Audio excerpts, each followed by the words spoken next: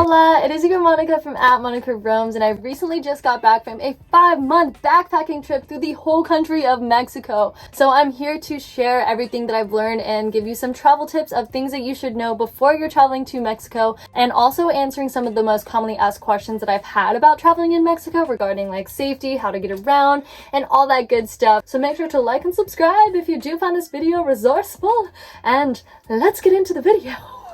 Do you need a return ticket? You do not need a return ticket. Another question was, do you need to know Spanish when traveling through Mexico? I didn't know Spanish that well, but I did really try to learn the basics before I went and was actively trying to learn the whole time I was traveling. I think it's kind of disrespectful to expect someone to speak your language because not everybody in Mexico knows English. So I think the best way to go about traveling in Mexico is at least learning the basics before you go. You don't have to be fluent, but I definitely recommend at least trying, so it will be a lot easier for you to get around. Coming up to one of my biggest questions about traveling in Mexico was, did I ever feel unsafe? What was the safety like? And as a solo female traveler, there was never a time where I actually felt unsafe, like at all. I think that's a pretty common misconception about Mexico. A lot of people think cartels are out to get you and stuff like that, but most of that stuff is not happening in like touristy areas. So I wouldn't just mark off Mexico as a dangerous place just because of what other people who probably have never even traveled there have said to you. Like I said, I've never felt unsafe. Taking public transportation was all good. You just have to do kind of like the basic precautions of being a solo traveler, you know, like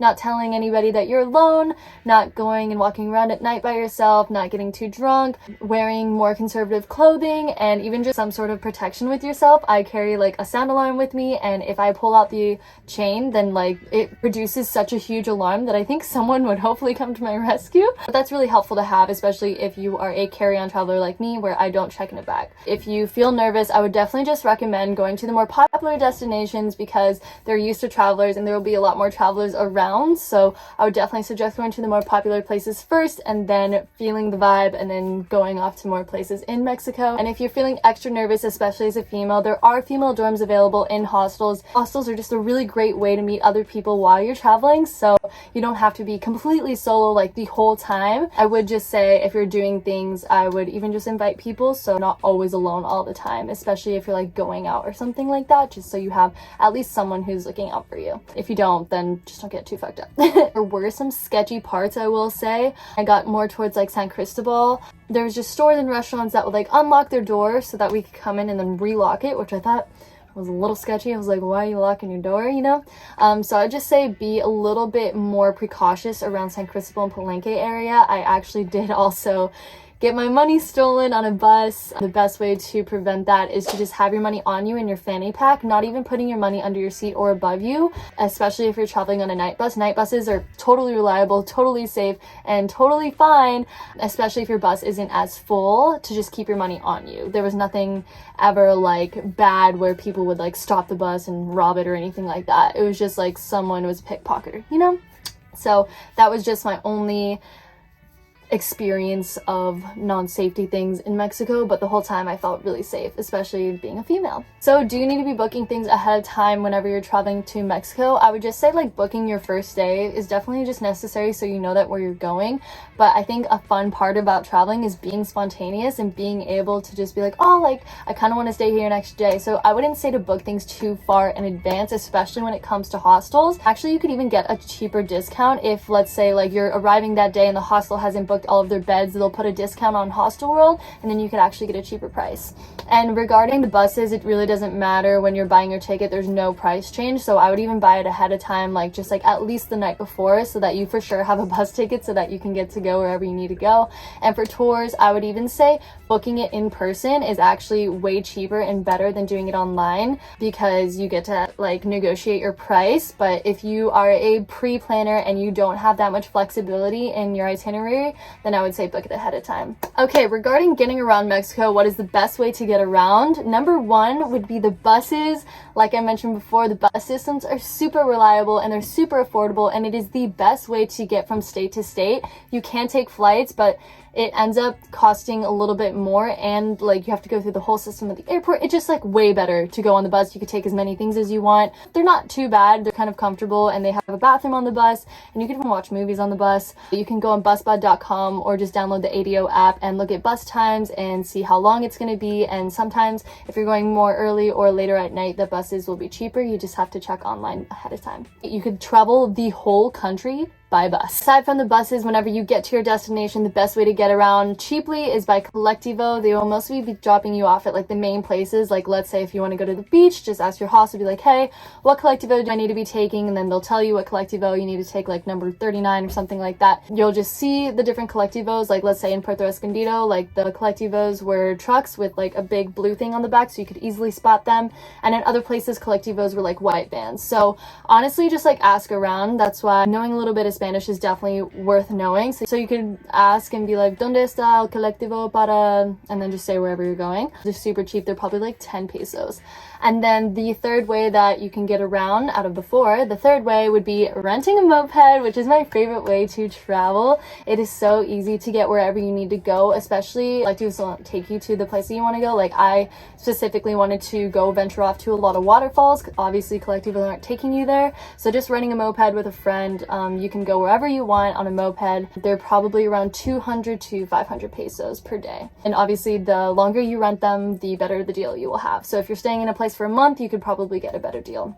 And then the fourth way to get around is buy a rental car. Surprisingly, I thought renting a car in Mexico was going to be so sketchy because I've had bad rental car experiences in Costa Rica, but it was honestly so chill. It's the same thing as renting it in America almost, and like way cheaper. So basically if you go to a popular car rental company like Avis or Enterprise, you do the whole exchange. It's $50 a day to rent a car. You put down like $1,000 deposit, or you do something else where you pay money and then they'll give it back to you afterwards, which I just did $1,000 deposit just in case. And then you just take videos and photos before you leave the lot to make sure that they're not going to blame you on anything. But both times that I rented a car, it was all fine. They didn't try to pull anything on me, and even my friend even like hit the mirror of our car off of a taxi, and they didn't even say anything. So that just proves that they're really not trying to scam you. So I would definitely say if you have a big group of people, renting a car is a great way to go on a hike or something like that.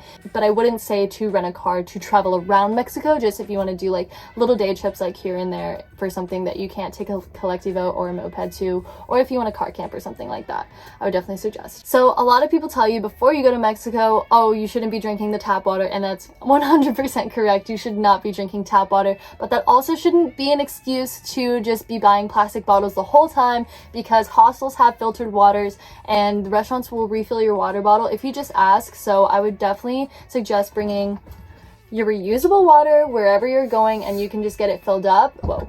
And then regarding brushing your teeth and washing your fruits and veggies in tap water or filtered water, I'll just tell you from my personal experience, I just use the regular water, tap water, to brush my teeth and wash my fruits and veggies, and I only got sick one time in my 5 months.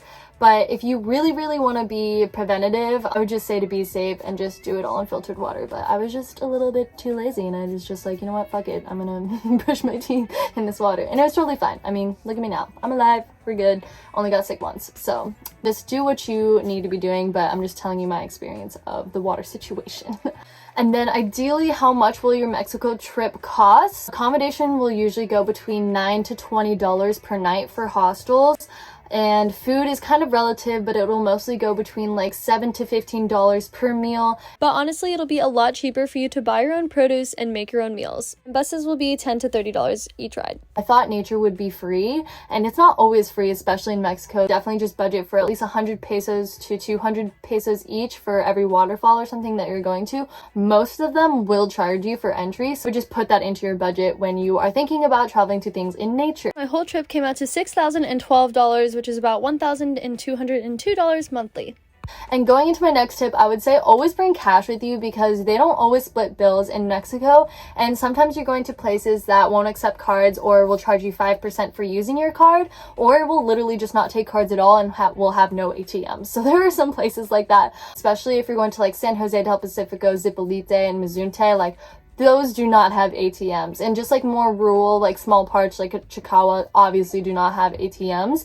So I would definitely just say have at least like a little bit of cash on you so that you can just get around just in case, and you don't want to be getting charged 5% every time you're using your card. And you could avoid ATM fees if you have like a Charles Schwab debit card, which is what I have.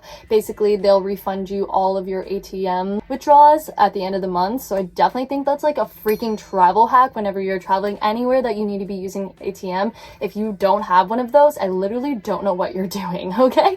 So definitely have that before you're traveling anywhere, especially to Mexico. And also regarding money, even if it's not customary in your home country, you do need to be tipping people in Mexico because that's literally like mandatory in Mexico, at least 10%, especially to your servers, hotel staff, tour guides, and stuff like that. And then one of my last tips is that not every place in Mexico is super tropical, so definitely remember to bring a jacket, especially if you'll be traveling to Mexico City, San Jose del Pacifico, Puebla, San Cristobal, and Monterrey. All of those, definitely bring jackets too because it's cold, especially like when you're going down to San Cristobal and stuff. It was like way colder than I ever expected, but also it was like coming near like December at the time, which is like their winter season, but like still I was like not expecting it to be cold at all in Mexico. So yeah, those are just like some general things that I think everybody should know before they are traveling to Mexico, and I definitely think these tips will help you in your journey ahead. I also do have resources below, like blog posts including like 20 things to know before you go to Mexico, whole packing list, and my whole backpacking itinerary for those who are interested.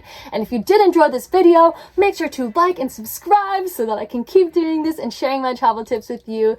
But until then, just wanted to say thank you so much for watching, and I'll see you guys in the next video. Hasta luego, baby!